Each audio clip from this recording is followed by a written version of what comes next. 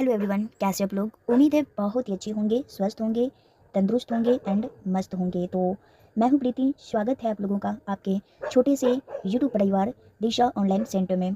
तो मैं आज आप लोगों के लिए 12th हिंदी चैप्टर 1 का मोस्ट वीवीआई ऑब्जेक्टिव क्वेश्चंस कराने वाली हूँ। चैप्टर 1 है बातचीत और ये ललित निबंध है। कौन सा निबंध है?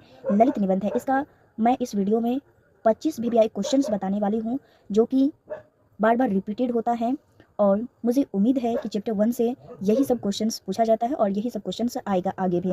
ये मोस्ट वेरी वेरी इंपॉर्टेंट है, मोस्ट वेरी वेरी इंपॉर्टेंट है, मतलब वेरी वेरी इंपॉर्टेंट है। हम कह दिए तो वेरी वेरी इंपॉर्टेंट ही होगा।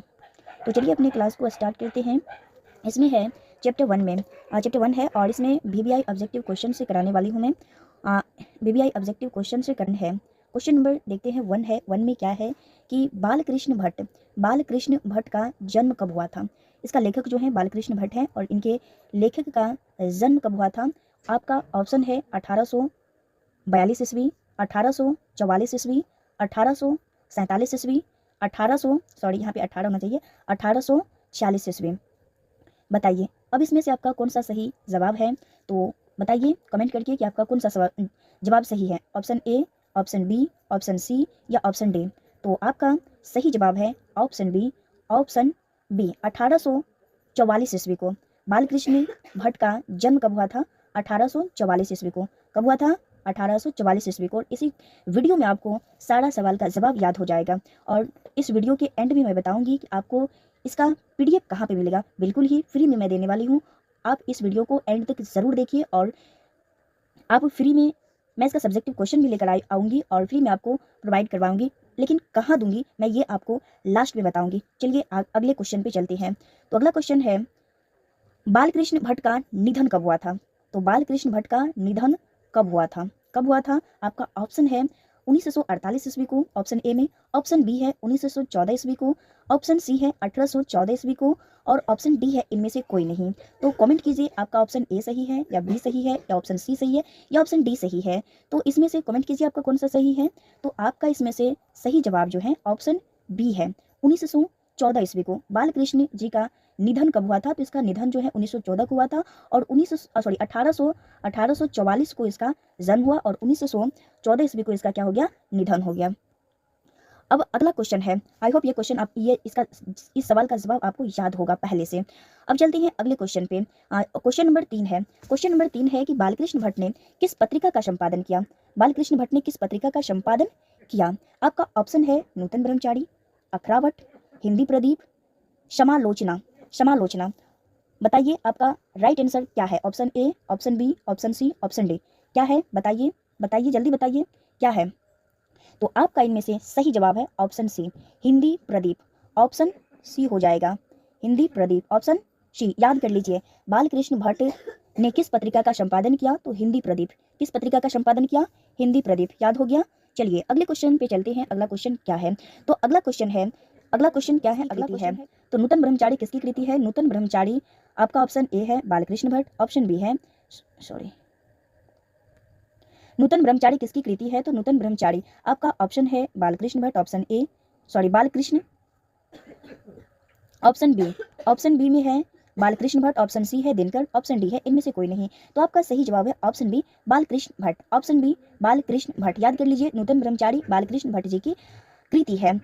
अब क्वेश्चन नंबर 5 है। क्वेश्चन नंबर 5 है कि रेल के विकट खेल का लेखक कौन है। तो इसका लेखक कौन है? तो आपका सही जवाब हो जाएगा option B Balkrishna Bhatt. Balkrishna Bhatt rail के विकट खेल के लेखक कौन है? तो बालकृष्ण भट्ट जी हैं। अगले क्वेश्चन पे आते हैं। अगला क्वेश्चन है कितने लोगों के बीच बातचीत में फॉर्मेलिटी आती है। कितने लोगों के बातचीत में फॉर्मेलिटी आती है? ऑप्शन ए है 4, ऑप्शन बी है 5, ऑप्शन सी है 2, ऑप्शन डी 6। तो इसमें जो है एडिशन ने श्रेष्ठ 2 लोगों के बातचीत को माना है, श्रेष्ठ माना है और 3 लोगों के बातचीत में जो है बातचीत को अंगूठी के नख के समान माना गया है और 4 लोगों में जो होती है फॉर्मेलिटी आती है। अगर 4 से अधिक लोग हो जाती हैं बातचीत में, अगर 4 से अधिक लोग बातचीत में हो जाते हैं तो वहाँ पे क्या हो जाती है? राम रमोवल शुरू हो जाते हैं। तो यहाँ पे पूछा क्या जा रहा है कितने लोगों के बातचीत में फॉर्मेलिटी आती है। तो आपका सही जवाब हो जाएगा ऑप्शन ए 4 लोगों के बातचीत में। अगर 4 से ज़्यादा रहेगा तो वहाँ पे फॉर्मेलिटी नहीं, वहाँ पे राम रमोवल शुरू हो जाता है।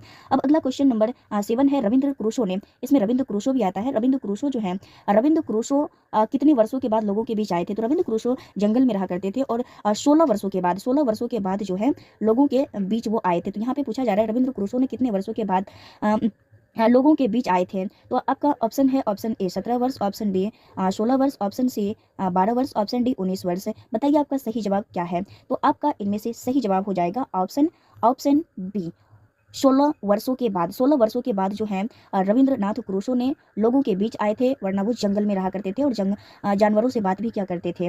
अब आते हैं अगला क्वेश्चन पे चलते हैं। क्वेश्चन नंबर 8 है। क्वेश्चन नंबर 8 में क्या है? मनुष्य के ईश्वर प्रदत्त शक्तियों में से क्या है? तो मनुष्य के ईश्वर प्रदत्त शक्तियों में से एक क्या है? तो आपका ऑप्शन है ऑप्शन ए वाक शक्ति, ऑप्शन बी स्वास्थ्य शक्ति, ऑप्शन सी है आज शक्ति, ऑप्शन सी है बिजली।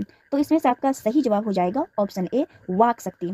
ऑप्शन ए क्या हो जाएगा? वाक शक्ति। मनुष्य के ईश्वर प्रदत्त शक्तियों में से एक क्या है? तो मनुष्य के ईश्वर प्रदत्त शक्तियों में से एक क्या है? तो आपकी वाक शक्ति है। क्या है? वाक शक्ति। अब अगला क्वेश्चन नंबर 9 है। 9 नंबर है बातचीत पाठ की कौन सी विधा है? बातचीत पाठ की जो है ये ललित निबंध है। कैसी निबंध? ये निबंध है, लेकिन कैसी है? तो ये ललित है। याद रखिए ललित निबंध है। कैसी निबंध है? बातचीत पाठ की कौन सी विधा है? तो ये निबंध है, लेकिन कैसी निबंध है? ये ललित निबंध है। कैसी है? ललित निबंध है। तो आपका सही ऑप्शन हो जाएगा ऑप्शन ए निबंध। ये क्या है? तो बातचीत पाठ की कौन सी विधा। ऐसा क्वेश्चन पूछा जाएगा तो आप निबंध में टिक आउट कर दीजिएगा। अब चलते हैं अगले क्वेश्चन पे। तो अगला क्वेश्चन नंबर 10 है। क्वेश्चन नंबर 10 है, इसमें पूछा जा रहा है कि बातचीत करने की शैली किस देश के लोगों के पास है?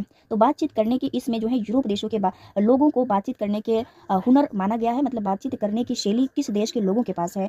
तो ऑप्शन ए है Europe, option B Bharat, option D Pakistan, option D America. तो आपका सही जवाब हो जाएगा ऑप्शन ए यूरोप। आप इसको याद कर लीजिए, हो सकता है कि आपके एग्जाम में भी ये क्वेश्चन आ सकता है। बातचीत करने की शैली किस के पास होती है? तो बातचीत करने की शैली जो है यूरोप देश के लोगों के पास होती है। अब इसका PDF फॉर्म जो है लेना चाहते हैं तो मैं लास्ट में बताऊंगी आपको कहाँ मिलेगा। आप इस क्लास को पूर्ण तरीके से देखिए और याद भी करते चलिए। तो बातचीत पाठ के निबंध कैसी विधा। अगला है बातचीत पाठ के निबंध कैसी विधा है। अभी तुरंत बताएं कि ये कैसी विधा है? ललित निबंध है। आपका ऑप्शन ए क्या हो जाएगा? सही हो जाएगा। ऑप्शन ए सही हो जाएगा। ऑप्शन ए आपका ऑप्शन क्या हो जाएगा? ए सही हो जाएगा। 11 का ए। बातचीत निबंध है। कैसी निबंध है? तो ये ललित निबंध है। कैसा निबंध है? ललित निबंध है। बातचीत निबंध है, ललित निबंध है। अब बताए एडिशन ने कितने लोगों की बातचीत श्रेष्ठ माना है? तुरंत बताएं। इससे पहले 2 लोगों के बातचीत को जो है एडिशन ने क्या माना है? श्रेष्ठ माना है। अगर यही बातचीत 3 लोगों के बीच होती है तो ये अंगूठी के नख के समान हो जाती है। अगर यही बातचीत 4 लोगों के बीच बातचीत होती है तो उसमें क्या फॉर्मेलिटी आ जाती है? अगर 4 से अधिक लोग हो जाते हैं तो उसमें राम रमोवल शुरू हो जाता है। क्या हो जाता है? राम रमोवल वहाँ पे स्टार्ट हो जाता है। तो एडिशन ने, आपका क्वेश्चन है एडिशन ने कितने लोगों की बातचीत श्रेष्ठ बातचीत मानी है? कितने लोगों के बीच श्रेष्ठ बातचीत मानी है? तो आपका सही ऑप्शन हो जाएगा ऑप्शन बी 2 लोगों की बातचीत। आप याद कर लीजिए एडिशन ने 2 लोगों के बातचीत को जो है श्रेष्ठ माना है। क्या मानी है? श्रेष्ठ मानी है। अब अगला क्वेश्चन है क्वेश्चन नंबर 13 है, मतलब 13 है कि यूरोप में बातचीत करने की कला को क्या कहा जाता है? तो इसे क्या कहा जाता है? आप याद रख लीजिए, इसे आर्ट ऑफ कन्वर्सेशन कहा जाता है। आर्ट ऑफ कन्वर्सेशन कहाँ पे है? Option A B C D. तो ऑप्शन ए में है आर्ट ऑफ कन्वर्सेशन। तो यूरोप में बातचीत करने की कला को क्या कहा जाता है? आर्ट ऑफ कन्वर्सेशन कहा जाता है। आप 1 लाइनर PDF अपने मतलब मोबाइल में बना करके वहाँ से आप याद कर लीजिएगा बहुत ही अच्छी तरीके से। ये सब क्वेश्चन रिपीटेड है, बहुत बार पूछा गया है। अब अगला क्वेश्चन है 14 नंबर क्वेश्चन है कितने लोगों के बीच बातचीत को अंगूठी के नख के समान माना गया है? तो अंगूठे के नख के समान जो है यहाँ पे ऑप्शन में गलत है, गलत ऑप्शन दिया गया है। यहाँ पे 3 कर दीजिए, 3। तो कितने लोगों के बातचीत को अंगूठी के नख के समान माना गया है? तो आपका सही जवाब हो जाएगा 3 लोगों के बीच जो बातचीत होती है वहाँ पे अंगूठी के नख के समान माना गया है। अंगूठी के नख के समान माना गया है। जैसे कि अगर 3 लोग वहाँ पे जमा हो जाते हैं तो वहाँ पे मतलब 2 लोग रहते हैं तो वहाँ पे अच्छे से बातचीत होती है। अगर वहाँ पे कोई तीसरा आदमी भी आ जाते हैं, तीसरा आदमी आ जाते हैं तो वहाँ पे क्या हो जाता है? अंगूठी के समान, मतलब अच्छे से बात वो लोग नहीं कर पाते हैं। कोई भी लोग हो वो अच्छे से बातचीत नहीं कर पाते हैं। इसीलिए जो है 3 लोगों के बातचीत में अंगूठी के नख के समान, मतलब लड़ाई झगड़ा वहाँ पे स्टार्ट हो जाता है। तो आपका सही जवाब हो जाएगा 3, जो कि ऑप्शन में नहीं है। याद रखिए 3 लोगों के बातचीत में जो है बातचीत को अंगूठी के नख के समान माना गया है। आई होप कि यहाँ तक आप लोगों को दिक्कत नहीं हुई होगी। चलिए क्वेश्चन नंबर अब 15 पे चलते हैं। बालकृष्ण भट्ट किस युग के रचनाकार हैं? क्वेश्चन है कि बालकृष्ण भट्ट किस युग के रचनाकार है। आपका ऑप्शन है, आपका ऑप्शन क्या है? तो ऑप्शन ए है भारतेंदु युग, ऑप्शन बी है प्राचीन काल के, ऑप्शन सी क्या है? तो आधुनिक युग के, और ऑप्शन डी क्या है? तो इनमें से कोई नहीं। तो आपका बताइए इनमें से कौन सा सही जवाब है? बालकृष्ण भट्ट किस युग के रचनाकार है? बताइए किस युग के रचनाकार है? तो आपका सही जवाब हो जाएगा ऑप्शन ए। आई होप कि आप लोग यही टिक आउट किए होंगे। तो बालकृष्ण भट्ट किस युग के कवि हैं? याद कर लीजिए, भारतेंदु युग के। भारतेंदु युग के किस युग के हैं? भारतेंदु युग के। अब आते हैं सवाल नंबर 17 पर। सवाल नंबर 17 है, जीव को क्या माना गया है? जो हमारी जीभ, जीभ यहाँ पे जीभ होनी चाहिए, जीभ, जीभ जो हमारी जीभा होती है ना, जीभा, उसी को जीव कहा जाता है। जीव मतलब तो ये जीव हो गया, जानवर वगैरह। जीव मतलब सभी सजीव जो आते हैं वो सब जीव हो गया। और जीभ जो हमारी मुंह के बीच में जो है, ये इसे जीव कहा जाता है। और जीव को जो है कतरनी माना गया है। जीव को क्या माना गया है इस चैप्टर में, बातचीत में जो। आपका अगला क्वेश्चन है क्वेश्चन नंबर 18। क्वेश्चन नंबर 18 है कि क्वेश्चन नंबर 18 है, बालकृष्ण भट्ट को आधुनिक बालकृष्ण भट्ट को आधुनिक हिंदी रचनाकार का जन्मदाता किसने कहा है? तो इसे जो है इसे रामविलास शर्मा ने कहा है। बालकृष्ण भट्ट को आधुनिक हिंदी रचना का जन्मदाता किसने कहा? आप याद रखिए ऑप्शन ए रामविलास शर्मा। रामविलास शर्मा जो है बालकृष्ण भट्ट को आधुनिक हिंदी रचनाकार का जन्मदाता कहा है। आपका ऑप्शन ए सही हो जाएगा। अगला क्वेश्चन पे चलते हैं। तो अगला क्वेश्चन है क्वेश्चन नंबर 19 है कि जो कुछ मवाद और धुआं बना रहता है हमारे अंदर दूसरे के प्रति जो मवाद और धुआं बना रहता है वो कैसे बाहर निकल जाता है? मतलब जो कुछ मवाद और धुआं बनकर रह जाता है वह भाप बनकर कैसे निकलता है? तो वे कैसे निकलता है? बात, आपका ऑप्शन ए है बातचीत, ऑप्शन बी भाव से, ऑप्शन सी है हवा से, ऑप्शन डी है इनमें से सभी। तो बताइए आपका ऑप्शन क्या हो जाएगा? तो आपका ऑप्शन सही ऑप्शन हो जाएगा ऑप्शन ए बातचीत। बातचीत करने से जो हमारे अंदर जो भी मवाद और धुआं बने रहते हैं वो बातचीत के जरिए जो है वो बाहर निकल आते हैं। मतलब जो भी हम दूसरे के प्रति ईर्ष्या करते हैं वो बातचीत के जरिए जो है वो हमारे मुख के माध्यम से बाहर निकल जाते हैं। अब अगला क्वेश्चन पे चलते हैं। आई होप कि 19 नंबर क्वेश्चन आपको समझ में आ गया होगा। अब क्वेश्चन नंबर 20 है कि 25 वर्ष से ऊपर वाली बातचीत को कैसी मानी गई है कैसी होती है? तो 25 वर्ष के ऊपर बातचीत जो होती है, ऊपर वालों की बातचीत कैसी होती है? तो आप इस 25 वर्ष के ऊपर वाली जो बातचीत होती है, मतलब अगर कोई 25 वर्ष से ऊपर है और उन दोनों के बीच यदि बातचीत होगी तो वहाँ पे जो बातचीत होगी वो सर्वगर्भित होंगे। आपका ऑप्शन ए हो जाएगा सर्वगर्भित होंगे।